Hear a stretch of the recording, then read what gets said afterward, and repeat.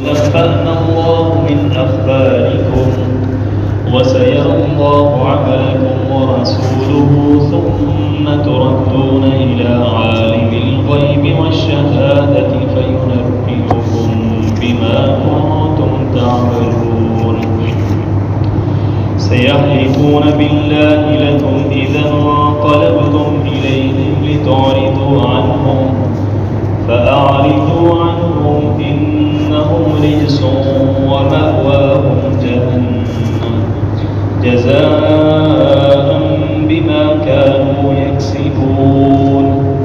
يحلفون لكم لترضوا عنهم فإن ترضوا عنهم فإن الله لا يرضى عن القوم الفاسقين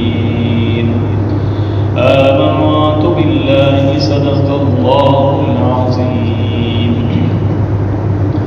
بحمد اللہ تعالی رمضان المبارک کے وقفے کے بعد آج دوبارہ سے ہماری کلاس کا آغاز ہو رہا ہے اور یقیناً جب اتنا بڑا فاصلہ آ جاتا ہے وقفہ آ جاتا ہے تو اس کے بعد جو ہے نا تسلسل بنتے بنتے تھوڑا ٹائم لگتا ہے پڑھانے والے کے لیے بھی تھوڑا سا جو ہے نا وہ آرام پرستی آ جاتی ہے پورا مہینہ ریسٹ کر کے تو پڑھنے والوں کے لیے بھی روٹین بننے میں تھوڑی دیر لگ جاتی ہے تو انشاءاللہ کوشش کریں گے اللہ تعالیٰ آسانی فرمائے آپ کے لیے بھی میرے لیے بھی کوئی بھی خیر کا کام نیک کام جب انسان شروع کرتا ہے تو اس سے پہلے جن چیزوں کا ذہن کے اندر رکھنا ضروری ہے ان میں سے پہلی چیز یہ ہے کہ ہم جو یہ پڑھ رہے ہیں یا جو نیک کام کر رہے ہیں اس کے اندر ہماری نیت کیا ہے نیت کی اصلاح کا ہونا یہ سب سے پہلی چیز ہے اس لیے آپ دیکھتے ہیں کہ حدیث کی کتابیں جو بھی محدثین شروع کرتے ہیں تو اکثر پہلے نمبر میں جو حدیث لے کر آتے ہیں وہ یہ ہوتی ہے کہ آپ صلی اللہ علیہ وسلم نے فرمایا کہ انما الاعمال بالنیات اعمال کا دار و مدار نیتوں پر ہے بظاہر تو ایک بالکل معمولی سی چیز ہے چھوٹی سی چیز ہے اور جو دوسرے کام ہیں انسان محنت کرتا ہے کوشش کرتا ہے پسینہ بہاتا ہے وہ سارے کام جو ہیں وہ دکھنے میں وہ زیادہ اہم لگ رہے ہوتے ہیں لیکن حقیقت کے اندر جو زیادہ اہم چیز ہے وہ یہ ہے کہ انسان نیک کام کرتے ہوئے اپنی نیت کا ضرور جائزہ لے کہ میں کس نیت سے یہ نیک کام کر رہا ہوں تو قرآن پڑھنے کی نیت یہ ہونی چاہیے کہ اللہ تبارک و تعالیٰ راضی ہو جائیں اور قرآن کی وجہ سے اللہ تعالیٰ ہمیں ہدایت نصیب فرمائے یہ احساس یہ فکر یہ قرآن انسان کے دل میں ہونی چاہیے کہ یا باری تعالیٰ عمر اتنی گزر گئی ہے اور یہ جو قرآن پڑھنے کا کام ہے یہ بہت پہلے ہو جانا چاہیے تھا انسان کی تو ابتدا تعلیم کی ابتدا بھی قرآن سے ہونی چاہیے اور ہم نے اپنے وقت کا جو بہت بڑا حصہ ہے عمر کا بڑا حصہ ہے وہ قرآن سے دوری میں گزار دیا ہے تو اس فکر کے ساتھ اس قرآن کے ساتھ انسان سیکھنے کی نیت سے قرآن پاک کو اس کلاس کے اندر شرکت کرے قرآن پاک کا ترجمہ پڑھے اور انسان اگر اس نیت سے قرآن پاک پڑھ رہا ہے کہ قرآن پاک پڑھنے کے بعد دوسروں کے اوپر میں روب جھاڑ سکوں گا کہ مجھے قرآن کا ترجمہ آتا ہے یا مناظرے کر سکوں گا بحث کر سکوں گا اگر یہ نیت انسان کے دل کے اندر ہو تو پھر قرآن پاک پڑھنے کا کوئی خاص فائدہ نہیں ہے اللہ تعالیٰ چاہیں تو اجر دے دیں لیکن اصل مقصود کیا ہونا چاہیے کہ یا اللہ مجھے توفیق دیں کہ قرآن پاک کی مجھے سمجھ حاصل ہو جائے اور دوسری چیز یہ ہے کہ انسان جو قرآن پاک کا حصہ پڑھ دے پھر انسان اپنا جائزہ لیتا رہے کہ قرآن پڑھنے سے پہلے میری زندگی کا معمول کیا تھا انداز کیا تھا زندگی گزارنے کا اور قرآن پاک کا یہ حصہ پڑھنے کے بعد قرآن سمجھنے کے بعد میری زندگی کے اندر کتنی تبدیلی آئی ہے کیونکہ قرآن پاک تو تبدیلی چاہتا ہے انسان سیکھے تو انسان کی زندگی کے اندر تبدیلی آئے معاشرے کے اندر قرآن پاک آئے معاشرے میں تبدیلی آئے حکومت والوں کے پاس جب قرآن پاک آئے تو حکومتی معاملات کے اندر تبدیلی تو قرآن پاک جو ہے وہ تبدیلی کی کتاب ہے اگر انسان 10 پارے پڑھ لے اور پڑھنے کے بعد اپنا جائزہ لے تو وہی کام جو انسان قرآن پڑھنے سے پہلے کر رہا تھا قرآن پاک سیکھنے کے بعد بھی وہی کام کر رہا ہے تو پھر پڑھنے کا فائدہ تو شاید اتنا ہے کہ اللہ تعالیٰ اس کا اجر دے دے ثواب دے دے لیکن جو اصل مقصد ہے فائدہ حاصل کرنا ہے وہ ہم نے حاصل نہیں کیا تو جیسے جیسے انسان قرآن پاک پڑھتا چلا جائے انسان کی زندگی کے اندر یہ تبدیلی آنی چاہیے کہ انسان اللہ تعالیٰ کے مزید قریب ہوتا جائے گا۔ آپ صلی اللہ علیہ وسلم نے ارشاد فرمایا کہ انسان کو اللہ کے قریب بہت ساری چیزیں کرتی ہیں، نماز ہے، روزہ ہے، حج ہے، زکوٰۃ ہے، یہ جتنے معاملات ہیں یہ سارے انسان کیوں کرتا ہے کہ انسان اللہ کے قریب ہو جائے۔ اور آپ صلی اللہ علیہ وسلم نے فرمایا کہ سب سے زیادہ انسان کو اللہ کے قریب وہ چیز کرتی ہے ما اخرج منہ، جو اللہ تعالیٰ کے اندر سے نکلی ہے، جو اللہ میں سے نکلی ہے، وہ چیز انسان کو اللہ کے زیادہ قریب کرتی ہے۔ اور وہ چیز کیا ہے؟ وہ قرآن پاک ہے، جو اللہ کا کلام ہے، اور کلام جو ہوتا ہے وہ متکلم کے اندر سے نکلتا ہے، اور یہ قرآن پاک جو ہے یہ بھی اللہ تعالیٰ کے اندر سے نکلا ہے۔ یہ انسان کو اللہ تعالیٰ کے بہت قریب کر دیتا ہے۔ تو انسان قرآن کا علم اس نیت سے حاصل کرے کہ اس کے اوپر میں نے عمل کرنا ہے۔ اس لیے بزرگ فرماتے ہیں کہ اگر ایک من علم انسان کے پاس ہو تو اس سے بہتر یہ ہے کہ ایک چھٹانک عمل اس کے پاس ہونا چاہیے۔ ایک چھٹانک عمل جو ہے انسان کا وہ ایک من علم سے زیادہ بہتر ہے۔ تو انسان پڑھتا چلا جائے، لفظی جو موشگافیاں ہیں ان کے اوپر غور کرتا چلا جائے، مسائل کے اوپر بحث کرتا چلا جائے، لیکن انسان کی زندگی کے اندر عمل نہ آئے تو پھر اس کا کما حقوق جو فائدہ ہے وہ حاصل نہیں ہو سکتا۔ تو 11واں پارہ آج سے ہم نے شروع کرنا ہے انشاءاللہ، اور آپ حضرات نے پہلے پڑھا ہے سورہ توبہ چل رہی ہے، اور سورہ توبہ کے اندر غزوات کا ذکر ہے۔ آپ صلی اللہ علیہ وسلم نے جو غزوات اپنی زندگی کے اندر لڑے ان کا تذکرہ اس سورہ کے اندر آتا ہے۔ تو یقیناً آپ حضرات بھول چکے ہیں کس کس غزوے کا ذکر ہے جس سورہ توبہ کے اندر، کون بتائے گا؟ غزوہ تبوک۔ غزوہ تبوک کا صحیح، اور ایک اور غزوے کا بھی ذکر ہے۔ اچھا، غزوہ تبوک فتح مکہ سے پہلے پیش آیا تھا یا بعد میں؟ یہ کون بتائے گا؟ فتح مکہ پہلے ہوا ہے یا تبوک پہلے ہوا ہے؟ بعد میں ہوا ہے۔ بعد۔ فتح مکہ پہلے ہوا ہے اور غزوہ تبوک بعد کے اندر ہوا۔ اچھا، تبوک جو ہے یہ مدینے سے کتنے فاصلے پر ہے؟ کسی کو یاد ہے؟ بڑا لمبا سفر تھا، 700 کلومیٹر کا فاصلہ ہے مدینے سے۔ اور اس تبوک کا ایک اور نام بھی ہے، اور وہ نام کیا ہے؟ جیش العسرہ، تنگی والا سفر جو ہے، تنگی والا جو غزوہ ہے وہ اس غزوہ تبوک کو کہتے ہیں۔ اور اس کی وجہ کیا ہے؟ اس کی وجہ یہ ہے کہ بہت لمبا سفر تھا اور ایسی فوج سے مقابلہ تھا جو ایک ٹرینڈ آرمی تھی روم کی، ان سے مقابلہ تھا۔ اس سے پہلے جتنے غزوات ہوئے اس کے اندر سامنے لوگ ہوتے تھے، قبائل ہوتے تھے، کوئی ایک قبیلہ، کوئی ایک ریاست، تو یہ ایک بہت بڑی آرمی کے ساتھ مقابلہ تھا۔ اور ایسے حالات کے اندر یہ غزوہ ہوا کہ جب مدینے کے اندر کھجور کے جو باغات ہیں وہ تیار ہو چکی تھی، فصلیں تیار ہو چکی تھی، پھل تیار ہو چکا تھا، اور اس سے پہلے کا جو سال تھا 8 ہجری کا، اس سال کے اندر کھجور کا جو پھل ہے وہ بڑا کم ہوا تھا۔ تو مسلمانوں کو انتظار تھا، سارے لوگوں کو انتظار تھا کہ اب جو پھل آئے گا اس کی وجہ سے ہماری معیشت کیا ہو جائے گی؟ بڑی زبردست ہو جائے گی، بہتر ہو جائے گی۔ تو جیسے ہی فصل کی کٹائی کا، پھل کے اتارنے کا موسم آیا تو آپ صلی اللہ علیہ وسلم نے اعلان فرما دیا کہ ہم روم سے جنگ کریں گے۔ اب یہ بڑا ایک عجیب سا امتحان تھا صحابہ کرام کے اوپر۔ تو بہت ساری ٹولیاں بن گئیں جن کا ذکر اس صورت کے اندر آیا ہے کہ ایک تو وہ ٹولی تھی جیسے ہی آپ صلی اللہ علیہ وسلم نے اعلان فرمایا کہ ہم نے غزوے پہ جانا ہے، تبوک کے اندر جانا ہے، روم کے مقابلے کے اندر، تو فوراً سے تیار ہو گئے، اپنا مال اللہ کے راستے کے اندر پیش کر دیا۔ حضرت ابوبکر ہے، حضرت عمر ہے، حضرت عثمان ہے، یہ اصحاب رسول ہیں، انہوں نے کوئی تردد نہیں کیا اور فوراً سے تیار ہو گئے۔ اور کچھ لوگ ایسے تھے جن کو تھوڑا سا تذبذب تھا کہ ابھی کچھ عرصہ ہم ٹھہر جاتے، پھر ہمیں لڑائی کرنی چاہیے تھی۔ ان کے بارے میں پیچھے ہم نے پڑھا ہے کہ اللہ تعالیٰ نے فرمایا کہ یا ایھا الذین آمنوا، اے ایمان والو، تمہیں کیا ہو گیا ہے کہ جب تمہیں کہا جاتا ہے کہ نکلو اللہ کے راستے میں تو اثاقلتم الی الارض، تم زمین کے ساتھ چپک جاتے ہو۔ تو ایسے لوگ بھی تھے جو پہلے تھوڑا سا تذبذب کے اندر تھے، بعد کے اندر اللہ تعالیٰ نے ان کا شرح صدر کیا اور وہ اس غزوے پر تیار ہوا۔ اور بعض لوگ ایسے تھے جو معذور تھے، معذور ہونے کی وجہ سے اپنے گھروں کے اندر رک گئے، ان کا ذکر 10ویں پارے کے آخر پر آیا، لیس علی الضعفاء ولا علی المرضى۔ اور کچھ لوگ ایسے تھے جن کے پاس سواریاں نہیں تھیں، وہ بھی آخر کے اندر ذکر آیا تھا، ولا علی الذین اذا ما آتوک لتحملهم، کہ وہ آپ کے پاس آئے ہیں کہ آپ ان کو سواریاں دیں، تو آپ نے ان کو سواریاں نہیں دیں جس کی وجہ سے وہ پریشان ہو گئے۔ تو یہ مخلص لوگ تھے، معذور لوگ تھے۔ اور زیادہ تذکرہ جو ہے سورۃ توبہ کے اندر وہ منافقین کا ہے۔ اس لیے اس صورت کا ایک نام صورت الفاضحہ بھی ہے، رسوا کرنے والی صورت، یعنی کہ اللہ تعالیٰ نے اس صورت کے اندر منافقین کو بڑے اچھے طریقے سے خوب رسوا کیا ہے، ذلیل کیا ہے، ان کی شرارتوں کا، ان کی خباثتوں کا اللہ تعالیٰ نے اس صورت کے اندر تذکرہ کیا۔ تو کچھ لوگ ایسے تھے منافقین میں سے کہ جب آپ صلی اللہ علیہ وسلم جانے لگے تو انہوں نے آ کر بہانے تراشے، وجاء المعذرون من الاعراب، آ کر بہانے تراشتے رہے کہ ہمارا گھر جو ہے وہ خالی رہ جائیں گے، گرمی بڑی سخت ہے، فلاں ہمارے گھر کے اندر بیمار ہے، یہ معاملہ ہے، وہ معاملہ ہے۔ جو آتا گیا آپ صلی اللہ علیہ وسلم اس کو اجازت دیتے گئے کہ آپ ٹھیک ہے، آپ کو بھی اجازت ہے، چھٹی ہے، بے شک نہ ہو۔ تو منافقین اپنے گھروں کے اندر بیٹھے رہے۔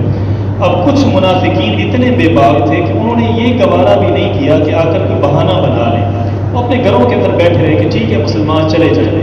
اب جب مسلمان چلے گئے، پتہ چلا کہ 2 مہینے کے بعد مسلمانوں کی واپسی ہے، جنگ نہیں ہوئی، رومی واپس چلے گئے ہیں، تو اب انہوں نے سوچا کہ جب آئیں گے مسلمان واپس تو ہم ان کے سامنے کیا کہیں گے۔ تو یہاں سے ان منافقین کا تذکرہ ہے جنہوں نے پہلے معذرت نہیں کی، اب مسلمانوں کی واپسی کے بعد انہوں نے بہانے بنانے ہیں۔ تو چنانچہ جب آپ صلی اللہ علیہ وسلم واپس آ رہے تھے تو راستے کے اندر یہ جو 11ویں پارے کی پہلی آیتیں یہ نازل ہوئی، یعتذرون الیکم، بہانے بنائیں گے آپ کے پاس آ کر، آپ کی طرف بہانے بنائیں گے،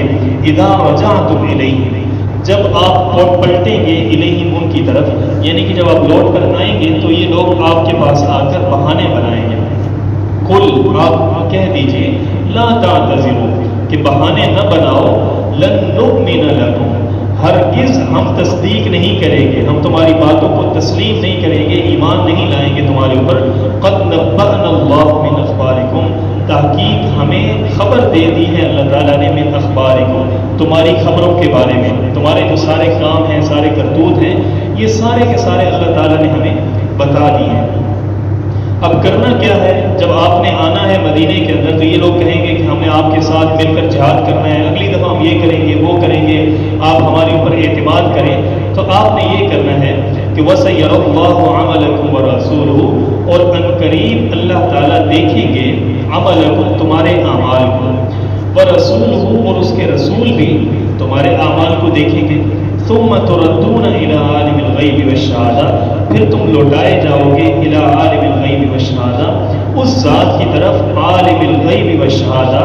جو جاننے والا ہے غیب کو بھی اور جو ظاہری چیزیں ہیں ان کو بھی جاننے والا ہے۔ تو تمہارا معاملہ جو ہے اس کی طرف لوٹے گا، یعنی کہ مرنے کے بعد اللہ تعالیٰ تمہارا فیصلہ فرمائیں گے۔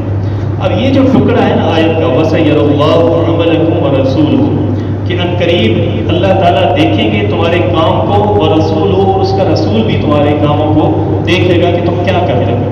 تو بعض لوگ جو ہے نا وہ لوگوں کو دھوکہ دینے کے لیے یہ آیت کا یہ جو مختصر سا حصہ ہے ٹکڑا یہ پیش کرتے ہیں اور کہتے ہیں کہ دیکھیں جی قرآن کے اندر آتا ہے کہ ان قریب اللہ تعالیٰ بھی تمہارے عملوں کو دیکھے گا، امت کے لوگوں کے، اور اللہ کے رسول بھی تمہارے اعمال کو دیکھیں گے۔ تو اس سے پتہ یہ چلا کہ آپ صلی اللہ علیہ وسلم عالم الغیب بھی ہیں اور حاضر ناظر بھی ہیں، تو امت کے لوگوں کے اعمال کو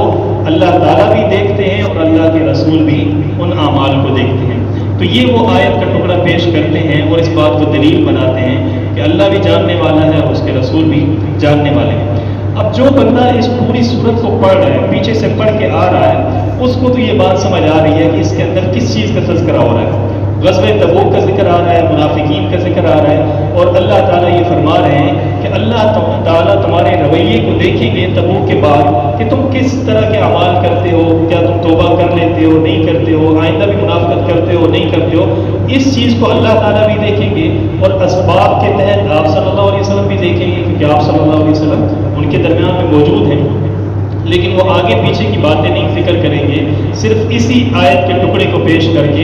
اپنے موقف کو جو ہے نا وہ ثابت کرنے کی کوشش کریں گے۔ اچھا، قرآن پاک کا انداز یہ ہے کہ قرآن پاک کے اندر اگر کسی آیت کے کسی حصے سے کوئی بھی باطل جو ہے نا وہ اپنا مفاد حاصل کرنے کی کوشش کرے، اس کو دلیل بنانے کی کوشش کرے، استدلال کرنے کی کوشش کرے، تو قرآن پاک کے اندر انہی آیات کے اندر آگے یا پیچھے ان کا رد اللہ تعالیٰ کر دیتے ہیں۔ اللہ تعالیٰ رد کر دیتے ہیں۔ اگر آدمی آگے کی آیتیں پڑھے یا پیچھے کی آیتیں پڑھے تو وہ جو چیز جو غلط موقف ہوتا ہے اس کا اللہ تعالیٰ رد فرما دیتے ہیں۔ اب یہاں پر آپ دیکھیں کہ وہ اس چیز سے یہ ثابت کر رہے ہیں کہ اللہ اور اس کے رسول تمام لوگوں کے اعمال کو کیا کریں گے، دیکھیں گے۔ اور ماتا فوق الاسباب دیکھیں گے، جس طرح اللہ تعالیٰ دیکھیں گے اسی طرح اللہ کے رسول بھی دیکھیں گے۔ تو یہاں پر آگے کی آیت نمبر 101 جب آپ دیکھیں گے کہ اللہ تعالیٰ فرماتے ہیں کہ وَمِمَّنْ حَوْلَكُم مِّنَ الْأَعْرَابِ مُنَافِقُونَ، تمہارے آس پاس میں اعراب ہیں منافقون جو منافق ہیں، وَمِنْ أَهْلِ الْمَدِينَةِ، اور مدینے کے اندر بھی ایسے لوگ ہیں جو اپنے نفاق کے اوپر بڑے پختہ ہیں۔ اب آگے اللہ تعالیٰ فرما رہے ہیں لا تعلمهم نحن نعلم، اس کا مطلب کیا ہے؟ لا تعلمون، ان منافقین کو آپ نہیں جانتے، نحن نعلمهم، ہم ان کو جانتے ہیں۔ تو اللہ تعالیٰ نے اس موقف کو جو انہوں نے باطل طریقے سے استدلال کیا اس کا یہیں پر اللہ تعالیٰ نے رد فرما دیا۔ بلکہ اس سے بھی آگے آپ جائیں 105 نمبر آیت کے اندر تو بالکل بات جو ہے وہ واضح ہو جاتی ہے۔ وَقُلِ اعْمَلُوا، اور آپ کہہ دیجئے کہ عمل کرتے رہو، فَسَيَرَ اللَّهُ عَمَلَكُمْ وَرَسُولُهُ، ان قریب اللہ تعالیٰ تمہارے اعمال کو دیکھیں گے، وَرَسُولُهُ، اور اس کے رسول بھی دیکھیں گے۔ آگے کیا ہے؟ وَالْمُؤْمِنُونَ، اور مومن بھی دیکھیں گے، یعنی کہ منافقین جو عمل کرتے ہیں کرتے رہیں، ان قریب اللہ تعالیٰ بھی ان کے اعمال کو دیکھیں گے، رسول بھی دیکھیں گے اور مومنین بھی دیکھیں گے۔ تو اس سے کیا پتہ چلتا ہے کہ اللہ تعالیٰ بھی عالم الغیب ہے، آپ صلی اللہ علیہ وسلم بھی عالم الغیب ہے، اور جتنے مومن ہیں وہ سارے کے سارے عالم الغیب حاضر ناظر بن گئے۔ تو اللہ تبارک و تعالیٰ اس طریقے سے جو غلط استدلال ہوتا ہے اس کو وہیں پر موقع پر رد فرما دیتے ہیں۔ اور ویسے بھی آپ اگر احادیث کا مطالعہ کریں تو یہ جو عرض اعمال کی من گڑت بات ہے نا کہ ہمارے اعمال جو ہیں وہ آپ صلی اللہ علیہ وسلم تک اب بھی پیش ہو گئے ہیں، ہم اچھا عمل کریں تب بھی آپ صلی اللہ علیہ وسلم کو پتہ چلتا ہے، برا عمل کریں وہ بھی آپ صلی اللہ علیہ وسلم کو پتہ چلتا ہے۔ تو یہ بات اگر احادیث کا مطالعہ کریں ان سے بھی پتہ چلتا ہے کہ یہ بات جو ہے یہ درست نہیں ہے۔ ایک مشہور حدیث ہے کہ آپ صلی اللہ علیہ وسلم نے فرمایا کہ قیامت کے دن جب حوض کوثر کے اوپر آپ صلی اللہ علیہ وسلم لوگوں کے اندر جام کوثر تقسیم فرمانے ہوں گے تو ایک جماعت آئے گی، تو جب وہ جماعت آنے لگے گی تو اللہ تبارک و تعالیٰ ان کے درمیان اور آپ صلی اللہ علیہ وسلم کے درمیان ایک پردہ حائل کر دیں گے۔ تو آپ صلی اللہ علیہ وسلم فرمائیں گے اصحابی کہ یہ تو بظاہر میرے ساتھی نظر آ رہے ہیں، شکل و صورت سے، چہرے بورے سے یہ تو میرے ساتھی نظر آ رہے ہیں، ان کو دور کیوں کر دیا گیا ہے؟ تو وہ جو فرشتے ہوں گے وہ آگے سے کیا کہیں گے؟ وہ کہیں گے انک لا تدری ما احدثوا بعدک، بے شک آپ نہیں جانتے ما احدثوا بعدک کہ انہوں نے آپ کے دنیا سے رخصت ہو جانے کے بعد دین کے اندر کیا کیا تبدیلیاں کر لی ہیں، کیا کیا نئی چیزیں ایجاد کر لی ہیں۔ اب فرشتے یہ بات کیوں کر رہے ہیں؟ کیونکہ آپ صلی اللہ علیہ وسلم دنیا سے رخصت ہو جانے کے بعد دنیا کے جو معاملات ہیں، لوگوں کے جو اعمال ہیں ان کے بارے میں نہیں جانتے۔ اسی طرح ایک اور حدیث کے اندر آپ صلی اللہ علیہ وسلم نے فرمایا کہ جب میں معراج پہ گیا تو میں نے وہاں پر ایک آدمی کے قدموں کی آواز سنی، تو میں نے پوچھا کہ یہ کس کے قدموں کی چاپ ہے؟ تو بتایا گیا کہ یا رسول اللہ یہ حضرت بلال ہے۔ تو اب آپ صلی اللہ علیہ وسلم کو پتہ نہیں تھا کہ کس کے قدموں کی چاپ ہے۔ تو آپ صلی اللہ علیہ وسلم واپس آتے ہیں اور حضرت بلال رضی اللہ تعالیٰ عنہ سے پوچھتے ہیں کہ اے بلال تیرا کون سا ایسا عمل ہے جو اللہ کو اتنا پسند ہے کہ تیرے قدموں کی چاپ اللہ تعالیٰ نے مجھے جنت کے اندر سنوا دی؟ اب حضرت بلال رضی اللہ تعالیٰ عنہ سے آپ صلی اللہ علیہ وسلم پوچھ رہے ہیں۔ تو حضرت بلال رضی اللہ تعالیٰ عنہ نے آگے سے جواب دیا کہ یا رسول اللہ اور تو کوئی خاص عمل نہیں ہے جو میں لوگوں سے منفرد کرتا ہوں، لیکن میرا ایک عمل یہ ہے کہ جب بھی میرا وضو ٹوٹتا ہے تو جب میں وضو کرتا ہوں تو 2 رکعت یا 4 نفل جو ہیں وہ میں پڑھ لیتا ہوں۔ تو یہ ایک میری عادت ہے جو دوسرے لوگوں سے منفرد ہے۔ تو آپ صلی اللہ علیہ وسلم نے فرمایا کہ یہی تیرا عمل ہے جو اللہ تعالیٰ کو اتنا پسندیدہ ہے کہ تیرے قدموں کی آواز مجھے جنت کے اندر سنائی گئی۔ اب آپ صلی اللہ علیہ وسلم کو ان کے عمل کا کوئی پتہ تھا؟ اگر سارے اعمال آپ صلی اللہ علیہ وسلم کے اوپر پیش ہوتے تو حضرت بلال کے اس عمل کا بھی آپ صلی اللہ علیہ وسلم کو علم ہوتا۔ اسی طرح آپ دیکھ لیں صلح حدیبیہ کے موقع پر حضرت عثمان رضی اللہ تعالیٰ عنہ 3 دن مکہ کے اندر رہے اور آپ صلی اللہ علیہ وسلم نے صحابہ سے بیعت لے لی کہ ہم حضرت عثمان کی شہادت کا بدلہ لے کر جائیں گے۔ تو وہاں جو مکہ کے اندر حضرت عثمان رضی اللہ تعالیٰ عنہ 3 دن تک نمازیں پڑھتے رہے۔ تو اگر حضرت عثمان کے اعمال آپ صلی اللہ علیہ وسلم کے اوپر پیش ہوتے تو آپ کو پتہ ہوتا کہ عثمان تو زندہ ہے، مکہ کے اندر نمازیں پڑھ رہے ہیں، یہ نماز ان کی میرے سامنے آئی ہے، یہ ان کا درود میرے سامنے پیش کیا گیا ہے، تو آپ صلی اللہ علیہ وسلم کو یہ ساری چیزیں پتہ ہوتی۔ تو یہاں پر عملکم سے مراد کیا ہے؟ وَسَيَرَ اللَّهُ عَمَلَكُمْ، ان قریب اللہ تعالیٰ دیکھیں گے تمہارے عمل کو، یعنی کہ تمہارے جہاد والے کام کو، تمہارے باقی معاملات کو اللہ تعالیٰ دیکھیں گے، اس کے رسول بھی دیکھیں گے۔ پھر تم مرنے کے بعد تردون لوٹائے جاؤ گے الی عالم الغیب والشہادہ، اس ذات کی طرف جو پوشیدہ چیزوں کو بھی جانتی ہے اور ظاہر چیزوں کی۔ فینبئکم، پس وہ خبر دے گا تمہیں بما کنتم تعملون، جو کچھ تم کرتے ہو۔ فینبئکم، تمہیں خبر دے گا، یعنی کہ جو کام تم کرتے ہو اس کی تمہیں سزا دے گی اللہ تبارک و تعالی۔ سیحلفون باللہ، ان قریب یہ لوگ قسمیں اٹھائیں گے تمہارے سامنے، اذا انقلبتم الیہم، جب تم پلٹ کر ان کی طرف آؤ گے، یعنی کہ ابھی مدینے کے اندر نہیں آئے اور آپ صلی اللہ علیہ وسلم راستے کے اندر ہیں، اور یہ آیتیں نازل ہو رہی ہیں کہ جب آپ مدینے کے اندر پہنچیں گے تو یہ لوگ آپ کے سامنے آ کر قسمیں اٹھائیں گے،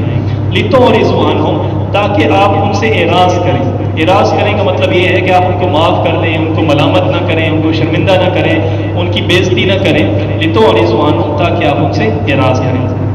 تو اللہ تعالیٰ فرماتے ہیں فاعرضوا عنہم، اگر وہ آ کر آپ کے سامنے قسمیں اٹھائیں، معذرتیں کریں، بہانے بنائیں، فاعرضوا عنہم، آپ ان سے اعراض کیجیے، یعنی کہ آپ ان کو معاف کر دیں، آپ ان کو شرمندہ نہ کرتے رہیں۔ یعنی کہ ایسے بندے کو شرمندہ کیا جاتا ہے جو شرمندہ ہو،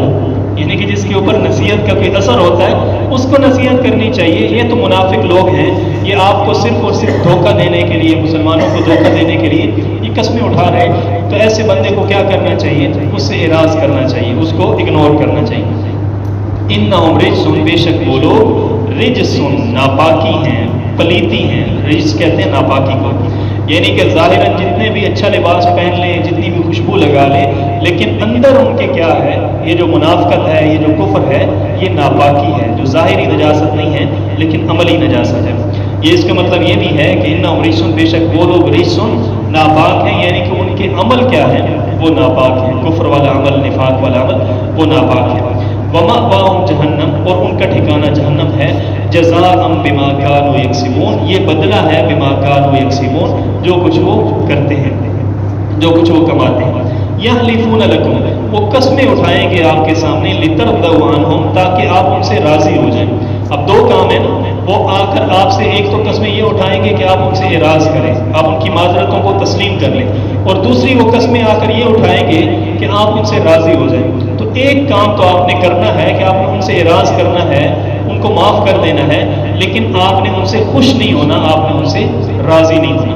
تو اس سے یہ بھی پتہ چلتا ہے کہ جو آدمی زیادہ قسمیں اٹھاتا ہے یہ منافقین کا طرز عمل ہے، بات بات پہ قسم اٹھانا، فضول کے اندر قسمیں اٹھاتے رہنا، یہ اللہ تبارک و تعالیٰ کو یہ عمل ناپسندیدہ ہے۔ وہ قسمیں اٹھائیں گے آپ کے سامنے آ کر، لترضوا عنہم، تاکہ آپ کو راضی کریں۔ فإن ترضوا عنہم، پس اگر آپ راضی ہو بھی جائیں، یعنی کہ مسلمان صحابہ راضی ہو جائیں، آپ راضی ہو جائیں، فإن اللہ لا یرضیٰ، پس بے شک اللہ تعالیٰ لا یرضیٰ، وہ راضی نہیں ہوگا، عن القوم الفاسقین، ایسی قوم سے، فاسقین جو نافرمانی کرنے والے ہیں، جو فاسق لوگ ہیں، اللہ تعالیٰ ان سے راضی نہیں ہوں گے۔ اب صحابہ نے ان سے کیا راضی ہونا تھا، یا صلی اللہ علیہ وسلم نے ان سے کیا راضی ہونا تھا؟ اصل کے اندر اللہ تعالیٰ ان کے جرم کی شناخت کو بیان کر رہے ہیں کہ اتنا گندا عمل ہے کہ اگر آپ بھی راضی ہو جائیں، صحابہ بھی راضی ہو جائیں، اللہ کو ان کے اوپر اتنا غصہ ہے، اتنی ناراضی ہے کہ اللہ تعالیٰ پھر بھی راضی نہیں ہوں گے۔ بالفرض محال اگر آپ راضی ہو بھی جائیں تو اللہ تعالیٰ ان سے ہرگز راضی نہیں ہوں گے۔ الاعراب اشد کفر، اب یہ جو منافقین تھے نا، ان کی دو قسمیں تھیں۔ کچھ لوگ تو وہ تھے جو مدینے کے اندر رہتے تھے، منافقت کرتے تھے، اور کچھ منافقین ایسے تھے جو مدینے کے آس پاس جو ڈیرے تھے، چھوٹے چھوٹے قصبے تھے، ان کے اندر رہتے تھے، دیہاتوں کے اندر رہتے تھے۔ تو یہاں سے آگے اللہ تعالیٰ ان منافقین کی جو دیہاتوں کے اندر رہتے تھے ان کی 4 مرضوں کا ذکر فرما رہے ہیں، اور ان 4 مرضوں میں سے پہلا مرض کیا ہے؟ الاعراب، جو دیہاتی ہیں، منافق ہیں، گمار ہیں، اشد، بڑے سخت ہیں، کفر کے معاملے کے اندر، و نفاقاً، اور منافقت کے معاملے کے اندر۔ تو پہلی ان منافقین کی برائی یہ ہے، دیہاتی منافقین کی، کہ یہ اشد و کفرن، یہ بڑے سخت ہیں اپنے کفر کے اندر، و نفاقاً، اور اپنی منافقت کے اندر۔ ویسے بھی جو آدمی دیہات کا رہنے والا ہوتا ہے اس کے مزاج کے اندر تھوڑی سی شہریوں کے معاملے میں درستگی زیادہ ہوتی ہے، تھوڑا سا زیادہ ان کے معاملات سخت ہوتے ہیں، جس بات پر وہ اڑ جاتے ہیں اس بات کے اوپر اڑ جاتے ہیں، اور جو آدمی تھوڑا سا شہری علاقے کے اندر رہتا ہے اس کے اندر تھوڑی سی لچک ہوتی ہے، کیونکہ بہت ساری قوموں کے لوگ، بہت سارے رواجوں کے لوگ ایک جگہ پر رہتے ہیں، تو وہ ان کے ساتھ معاملات کر کر کے اس کے اندر تھوڑی سی نرمی آ جاتی ہے، اور دیہاتی لوگوں کے اندر تھوڑی سی سختی آتی ہے۔ تو اس کے اوپر علماء نے بڑی بحث کی ہے، فقہاء نے، کہ شہروں کے اندر رہنا زیادہ بہتر ہے یا دیہاتوں کے اندر رہنا زیادہ بہتر ہے۔ تو تو بڑے دلائل دیے گئے ہیں کہ شہروں کے اندر یہ رہنے کی یہ خصوصیات ہیں، یہ فضائل ہیں، اور بعض لوگوں نے جو دیہات کے اندر رہنے کی فضائل بیان کی ہیں کہ یہ فائدہ ہے، اور جو فیصلہ علماء نے کیا ہے، فقہاء نے، وہ یہ کیا ہے کہ جس جگہ پر علم کے مواقع زیادہ ہوتے ہیں، جہاں پر مدارس زیادہ ہیں، اسکول کالجز زیادہ ہیں، تو وہاں پر رہنا زیادہ افضل ہے۔ اگر شہروں کے اندر تعلیم کے اسباب زیادہ ہیں تو پھر شہروں کے اندر رہنا کیا ہے، وہ زیادہ بہتر ہے۔ اگر دیہاتوں کے اندر یہ اسباب زیادہ ہیں تو پھر دیہات کے اندر رہنا زیادہ بہتر ہے۔ اور قیامت کی نشانیوں میں سے ایک نشانی آپ صلی اللہ علیہ وسلم نے یہ بھی بیان فرمائی کہ لوگ شہروں سے اٹھ کر دیہاتوں کی طرف جائیں گے، اور فرمایا کہ دودھ کی کثرت ہو جائے گی۔ دودھ کی کثرت ہونے کا مطلب یہ ہے کہ جب دودھ زیادہ ہوگا، کہ جس کی آدمی کی خوراک زیادہ ہوتی ہے اس کے اندر کیا ہو جاتا ہے، مستیاں بھی زیادہ ہوتی ہیں، تو گناہ بھی زیادہ ہو جائیں گے۔ تو فرمایا کہ جو لوگ جو ہے نا قیامت کے قریب لوگ شہروں سے اٹھ کر دیہاتوں کے اندر جائیں گے۔ اب آپ دیکھ لیں یہ روٹین بنتی چلی جا رہی ہے۔ جو امیر لوگ ہوتے ہیں شہروں کے اندر بھی ان کے گھر ہوتے ہیں، وہ اپنے فارم ہاؤس بنا رہے ہوتے ہیں، دیہاتوں کے اندر وہ اپنی، کیونکہ اس کے اندر کیا ہوتا ہے، گناہ کے مواقع زیادہ ہوتے ہیں، خفیہ جگہیں ہوتی ہیں، وہاں پر دیکھنے والا کوئی نہیں ہوتا، تو عیاشی کے جو ہے نا وہ انہوں نے ٹھکانے بنا رکھے ہوتے ہیں شہروں سے ہٹ کر۔ تو اس لیے کہا جاتا ہے کہ شہروں کے اندر رہنا دیہاتوں کی نسبت زیادہ بہتر ہے۔ بلکہ فقہاء نے لکھا ہے کہ اگر دیہات کے اندر علم کے اسباب کم ہیں، اسکول کالجز مدارس کم ہیں، تو اس کو چاہیے کہ وہ ہجرت کر کے شہر کی طرف اس کا جانا کیا ہے، وہ مستحب ہے، وہ اس کے لیے باعث ثواب ہے، ایسے بندے کو ہجرت کر لینی چاہیے۔ اور آپ صلی اللہ علیہ وسلم نے یہ بھی فرمایا کہ من سکن العادیۃ فقد جفا، جو آدمی دیہات کے اندر رہتا ہے وہ غیر مہذب رہتا ہے، اس آدمی کے اندر تہذیب جو ہے وہ کم ہوتی ہے۔ اور آپ صلی اللہ علیہ وسلم نے فرمایا جو جانوروں کا پیچھا کرتا ہے اس آدمی کے اندر لہا، وہ آدمی اپنی خواہشات کے پیچھے پڑ جاتا ہے۔ تو یہ جو کبوتروں کے پیچھے لگے رہتے ہیں نا، شکار کے پیچھے، تیتر کے پیچھے، بڈیر کے پیچھے، تو اس کے بھی آپ صلی اللہ علیہ وسلم نے فرمایا کہ ایسے آدمی کے اندر بے احتیاطی زیادہ ہو جاتی ہے۔ اور تیسری چیز آپ نے فرمائی کہ من اتا سلطانا فقد افتوننا، کہ جو آدمی زیادہ سلطان کے پاس آتا ہے، بادشاہوں کے پاس آنا جانا جس کا زیادہ ہوتا ہے، ایسا آدمی فتنے کے اندر مبتلا ہو جاتا ہے۔ تو کوشش یہ کرنی چاہیے کہ جہاں اسباب علم زیادہ ہیں وہاں پر نیک لوگوں کے ساتھ، علماء کے ساتھ، اہل علم کے ساتھ بیٹھنے کے مواقع زیادہ ملتے ہیں، تو ایسی جگہ پر رہنا نسبتاً زیادہ بہتر ہے۔ تو پہلی چیز یہ ہے کہ اشد و کفر و نفاقا، یہ جو دیہاتی منافق ہیں نا، یہ اشد و کفر، یہ بڑے سخت ہیں اپنے کفر کے اندر، و نفاقا، اور منافقت کے اندر۔ اور دوسری چیز یہ ہے کہ وہ اجدر اللہ یعلموا، اور زیادہ لائق ہے کہ نہ جانے حدود ما انزل اللہ، ان حدود کو، ما انزل اللہ علی رسولی، جو اللہ تعالیٰ نے نازل کیے ہیں اپنے رسول کے اوپر، اس چیز کو یہ کم جانتے ہیں، کیونکہ ان کا علماء کے ساتھ اٹھنا بیٹھنا کم ہے، اسباب علم کم ہے، تو اس لیے یہ اس چیز کو کم جانتے ہیں۔ تو اس حدود سے کیا مراد ہے؟ اس حدود کا مطلب یہ ہے کہ ان کو پتہ نہیں ہوتا کہ فرض کیا چیز ہے، سنت کیا چیز ہے، واجب کیا چیز ہے، یہ ساری چیزیں جو ہیں ان کو یہ دیہات کے لوگ جو ہیں منافق ہیں یہ کم جانتے ہیں۔ واللہ علیم حکیم، اور اللہ تعالیٰ علیم، علم والے ہیں، حکیم، حکمت والے ہیں۔ اب تیسری عادت اللہ تعالیٰ ان کی بیان کر رہے ہیں دیہاتیوں کی، وَمِنَ الْأَعْرَابِ، اور دیہاتیوں میں سے لوگ ایسے ہیں مَن يَتَّخِذُ، جو شمار کرتے ہیں، ما ينفق، جس کو وہ خرچ کرتے ہیں، مغرمن، اس کو اپنے لیے چٹی سمجھتے ہیں۔ اگر ان کو زکوٰۃ دینا پڑ جائے، اللہ کے راستے میں کچھ خرچ کرنا پڑ جائے، تو یہ منافق لوگ اس کو کیا سمجھتے ہیں؟ مغرمن، یہ چٹی ہے۔ جیسے کہ کوئی آدمی کسی سے زبردستی وصول کرتا ہے، جرمانہ سمجھتا ہے، تاوان سمجھتا ہے، تو اس کو لوگوں کی دیکھا دیکھی دینا تو پڑتا ہے اللہ کے راستے میں، لیکن یہ اس کو کیا سمجھتے ہیں؟ چٹی سمجھ کر ادا کرتے ہیں۔ مغرمن، اس کو چٹی سمجھتے ہیں۔ وہ یتربصوا، اور چوتھی ان کی بری عادت یہ ہے، یتربصوا، یہ انتظار کرتے رہتے ہیں، تاک میں رہتے ہیں، بکم، تمہارے بارے میں، الدوائر، کوئی پھیر آ جائے، کوئی دائرہ آ جائے، کوئی مصیبت مبتلا ہو جائے، مصیبت کے اندر تم مسلمان لوگ مبتلا ہو جاؤ، یہ اسی تاڑ کے اندر لگے رہتے ہیں کہ گردش زمانہ جو ہے اس کے اندر تم مبتلا ہو جاؤ۔ یہ دائرہ تم کی جمع ہے، دائرہ جو ہوتا ہے وہ گول، کہ جب ایک انسان دائرے کے اندر آ جاتا ہے نا، وہیں پر گھومتا رہتا ہے۔ تو عرب کے لوگ جو ہے وہ دائرے کے لیے، جو مصیبت کے اندر انسان چکر کے اندر آ جاتا ہے، اس کے لیے دائرہ کا لفظ استعمال کرتے ہیں۔ تو یہ منافق اسی انتظار کے اندر ہوتے ہیں کہ تم انہی چکروں کے اندر پھنس جاؤ، مصیبتوں کے اندر تم مسلمان پھنس جاؤ۔ علیہم، ان کے اوپر ہے، دائرۃ السوء، برے دائرے، یہ جو بری گردشیں ہیں ان کے اندر ان منافقین نے خود مبتلا ہونا ہے۔ ان کو نکالا جائے گا مدینے سے، ان کو قتل کیا جائے گا، ان کی ذلت ہوگی، ان کی رسوائی ہوگی۔ تو یہ جو دوسروں کے لیے گڑھا کھود رہے ہیں حقیقت کے اندر یہ خود اس گڑھے کے اندر گریں گے. واللہ سمیع علیم، اور اللہ تعالیٰ سمیع سننے والے ہیں، علیم جاننے والے ہیں. اب اللہ تعالیٰ نے ان لوگوں کا ذکر کیا جو دیہاتی منافقین ہیں، تو اب اللہ تعالیٰ نے ان لوگوں کا تذکرہ فرمایا جو دیہاتوں کے اندر رہتے ہیں لیکن سچے اور پکے مسلمان ہیں. فرمایا کہ وَمِنَ الْأَعْرَابِ، اور اعراب میں سے کچھ لوگ ایسے ہیں مَن يُؤْمِنُ بِاللَّهِ، جو اللہ تعالیٰ کے اوپر ایمان رکھتے ہیں، وَالْيَوْمِ الْآخِرِ، اور آخرت کے دن کے اوپر ایمان رکھتے ہیں. وَيَتَّخِذُ، اور وہ شمار کرتے ہیں، مَا يُنْفِقُ، جس کو وہ خرچ کرتے ہیں، قُرْبَاتٍ، قربت کے لیے، عند اللہ، اللہ تعالیٰ کے مزید قریب ہونے کے لیے وہ اللہ کے راستے کے اندر خرچ کرتے ہیں. وصلوات الرسول، اور آپ صلی اللہ علیہ وسلم کی دعائیں حاصل کرنے کے لیے. یعنی کہ جو نیک دیہاتی ہیں وہ جب اللہ کے راستے کے اندر خرچ کرتے ہیں تو ان کے دل کے اندر دو تمنائیں ہوتی ہیں. ایک تمنا تو ان کی یہ ہوتی ہے کہ اللہ تعالیٰ کی قرب جو ہے وہ ہمیں میسر ہو جائے گا، اور دوسری ان کی خواہش کیا ہوتی ہے، صلوات الرسول، کہ انہیں آپ صلی اللہ علیہ وسلم سے دعائیں مل جائیں. اور یہ آپ صلی اللہ علیہ وسلم کا معمول تھا کہ جو آدمی آ کر اللہ کے راستے کے اندر آپ صلی اللہ علیہ وسلم کے پاس کچھ پیش کرتا تو آپ فرماتے تھے اللہم صلی علیک و علی آلک، کہ اللہ تعالیٰ تیرے اوپر بھی رحمت فرمائے اور اللہ تعالیٰ تیری آل کے اوپر بھی رحمت فرمائے. حضرت عبداللہ ابن ابی اوفا رضی اللہ تعالیٰ عنہ آئے اور انہوں نے زکوٰۃ آپ صلی اللہ علیہ وسلم کی خدمت کے اندر پیش کی تو آپ صلی اللہ علیہ وسلم نے فرمایا اللہم صلی علی ابن ابی اوفا، یا اللہ رحمت فرما عبداللہ ابن اوفا کے اوپر اور اس کی آل و اولاد کے اوپر. تو صحابہ کی تمنا کیا ہوتی تھی کہ ہم اللہ کے راستے کے اندر مال خرچ کریں گے،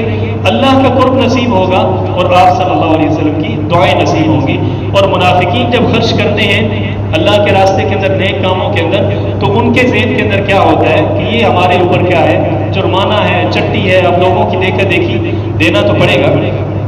تو فرمایا کہ انا انہا قربت اللہ، خبردار سن لو، انہا قربت اللہ. تو اللہ تعالیٰ نے دونوں طرح کے دیہاتیوں کے رویے کو بیان کیا. کہتے ہیں کہ اسی طرح ایک دیہاتی تھا، کم علم آدمی تھا، مسلمان تھا، نماز پڑھنے کے لیے کسی شہر کی مسجد کے اندر داخل ہوا تو چونکہ عربی تو جانتا تھا تو وہ جو امام صاحب تھے نا وہ یہ آیتیں پڑھ رہے تھے، الاعراب اشد کفرا و نفاقا، یہ جو دیہاتی ہوتے ہیں یہ اپنے کفر کے اندر بڑے سخت ہوتے ہیں اور یہ اس تاک کے اندر رہتے ہیں کہ مسلمان دائرے کے اندر آ جائیں، اور یہ اس طرح ہوتے ہیں. یہ جو چار خصلتیں ہیں نا یہ بیان کر رہے تھے، وہ تلاوت کر رہے تھے نماز کے اندر.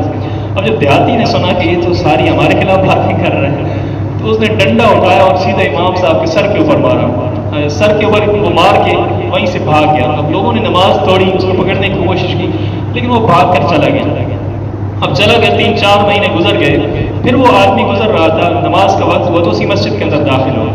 اب جب مسجد کے اندر داخل ہوا تو وہ امام صاحب جو ہے نا وہ پیچھے والی آیتیں پڑھ چکے تھے، وہ اب آگے کی آیت پڑھ رہے تھے. یہ جو آیت نمبر 99 ہے نا، من الاعراب من یؤمن، اور دیہاتیوں میں سے ایسے لوگ ہیں جو اللہ کے اوپر ایمان لاتے ہیں، آخرت کے اوپر ایمان لاتے ہیں اور وہ اللہ کے راستے کے اندر مال خرچ کرتے ہیں. تو وہ جو دیہاتی ہے وہ اس نے ڈنڈے اپنے کو چوما اور کہنے لگا اس ڈنڈے کا فائدہ تو بڑا ہوا ہے، مولوی صاحب کی تو اصلاح ہو گئی ہے، پچھلی دفعہ ہمارے خلاف باتیں کر رہے تھے نماز کے اندر تو اب ہمارے حق کے اندر باتیں کر رہے ہیں، تو ڈنڈے کا یہ فائدہ تو ہے. تو فرمایا کہ الا انہا قربت اللہ، یہ اللہ کی رضا چاہتے ہیں، آپ صلی اللہ علیہ وسلم کی دعائیں چاہتے ہیں تو سن لو انہا قربت اللہ، ان کا یہ جو خرچ کرنا ہے نا قربت اللہ، یہ ان کے لیے اللہ کا قرب کا باعث ہے. سیدخلہم اللہ فی رحمتہ، ان قریب اللہ تعالیٰ ان کو اپنی رحمت کے اندر داخل فرمائیں گے. اب ان کے دل کے اندر دو تمنائیں ہوتی ہیں کہ ایک تو اللہ کا قرب مل جائے اور دوسری آپ صلی اللہ علیہ وسلم کی دعا حاصل ہو جائے. لیکن اللہ تعالیٰ نے ایک چیز کا ذکر کیا کہ ان کے لیے اللہ کا قرب ہے، اب دوسری چیز کا ذکر نہیں کیا. اس کی وجہ یہ ہے کہ یہ جو دعا کرنا ہے نا یہ تو حصی چیز ہے کہ ایک آدمی آپ صلی اللہ علیہ وسلم کے پاس آتا ہے، مال خرچ کرتا ہے، آپ ہاتھ اٹھاتے ہیں، آپ دعا کرتے ہیں تو یہ چیز تو اپنے سامنے دیکھ لیتے تھے. لیکن یہ جو اللہ کا قرب ان کے دل کے اندر ہوتا نا، اللہ ہمارے قریب ہو جائیں تو یہ اس کو وہ دیکھ نہیں سکتے تھے. تو اللہ تعالیٰ نے اس چیز کا ذکر کیا کہ جو دوسری تمہاری تمنا ہے وہ بھی تمہاری پوری ہوگی. انہا قربت اللہ، یہ ان کا خرچ کرنا ان کے لیے اللہ کے قرب کا باعث ہے. سیدخلہم اللہ فی رحمتہ، ان قریب ان کو داخل کرے گا اللہ تعالیٰ فی رحمتہ، اپنی رحمت کے اندر. ان اللہ غفور رحیم، بے شک اللہ تعالیٰ غفور ہے، معاف کرنے والے ہیں، رحیم اور رحم کرنے والے ہیں. تو اللہ کے راستے کے اندر خرچ کرنا یہ اللہ تعالیٰ کو بڑا پسندیدہ ہے. اور انسان کے دل کے اندر جب بھی مال خرچ کرتے ہوئے اللہ کے راستے کے اندر یہ بات آئے نا کہ یہ تو بڑا مشکل مشکل لگ رہا ہے، بجٹ خراب ہو رہا ہے، یہ ہو رہا ہے وہ ہو رہا ہے، اگر میں زکوٰۃ دے دوں گا یا خرچ کر دوں گا تو مال کے اندر کمی ہو جائے گی. تو یہ انسان کو ذہن کے اندر رکھنا چاہیے کہ یہ جو گراں گزرتا ہے نا، انسان تاوان سمجھتا ہے، یہ منافقین کی عادت ہے. انسان اللہ کے راستے کے اندر خرچ کرے اور بڑے خوش دلی کے ساتھ اس کو اللہ کا احسان سمجھتے ہو، انعام سمجھتے ہو کہ اللہ تعالیٰ نے مجھے یہ توفیق دی ہے. اور اس کے لیے علماء نے ایک اور بیان کیا ہے کہ جب بھی جتنا بھی مال آپ کے پاس آتا ہے نا، اگر آپ اس کے بارے میں ایک کنسیپٹ بنا لیں کہ جتنا بھی مال ہے یہ میرا نہیں ہے، یہ اللہ تعالیٰ کی امانت ہے، یہ اللہ کا مال ہے، تو اگر یہ تصور آپ کر لیں گے، یہ نظریہ بنا لیں گے، پھر اللہ کی امانت سمجھ کے جب آپ خرچ کریں گے اس مال کو، پھر آپ کی طبیعت کے اوپر یہ جو ہے اتنا گراں نہیں گزرے گا. اللہ تعالیٰ سے دعا ہے کہ اللہ تعالیٰ عمل کرنے کی توفیق نصیب فرمائے. پہلے چل لیں تو بیٹھنا مشکل ہوگا، پھر اللہ تعالیٰ انشاءاللہ عادت بنا دیں گے. کوشش کریں روٹین کے ساتھ جو ہے نا وہ تسلسل کے ساتھ سبق کے اندر شریک ہوں. اللہ تعالیٰ عمل کرنے کی توفیق. الحمدللہ رب العالمین والصلاۃ والسلام ربنا ظلمنا انفسنا وان لم تغفر لنا وترحمنا